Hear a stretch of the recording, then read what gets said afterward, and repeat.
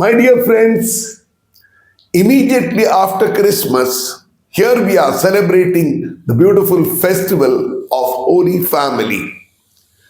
Greetings from Sursangam Jaipur. Today I am with you as a member of the family, for I have been speaking to you for quite some time. You have been listening to me. So, in that sense, we have come together with a relationship.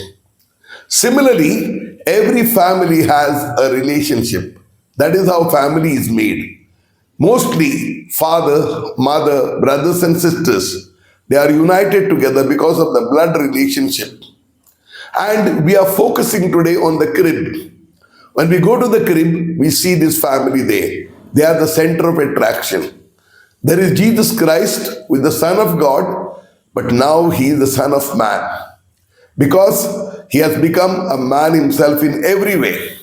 And he has a father and mother, and he has later on his own disciples who are surrounded to him.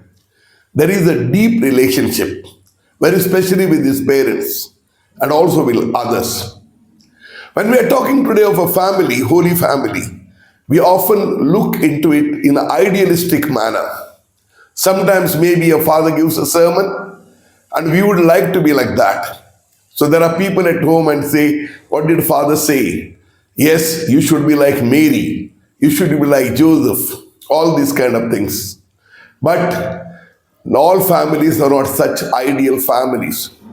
There are struggles. And the Holy Family, as we know, in realistic manner, it had more struggles than most of us. There were problems for Joseph to accept Mary. There were problems for Mary to accept her pregnancy.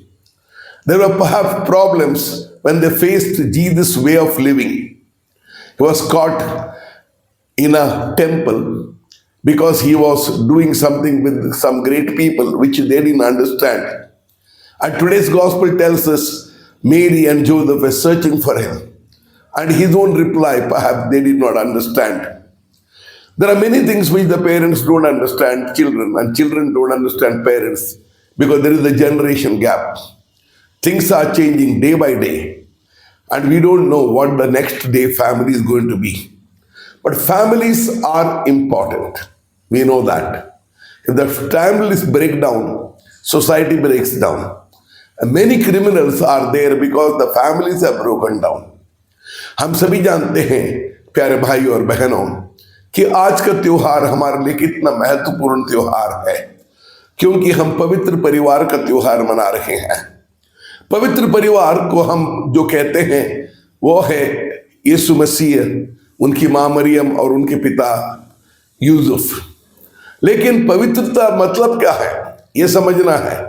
पवित्रता का मतलब यह नहीं केवल वो पूरा time वो प्रार्थना करते रहते थे, बल्कि उनके बीच में जरूरतें थी।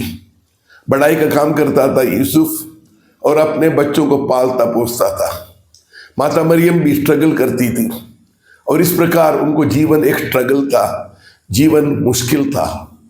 और कई ऐसी घटनाएं उनके जीवन में हुई, अंधकार में वो टटोर रहे थे कि कहाँ जाएं, क्या करें, क्या नहीं करें। लेकिन एक बात उनमें थी, इनमें एकता थी, उनको संयम था, वो एक दूसरे को समझते थे, एक दूसरों की तरफ वो देखते थे।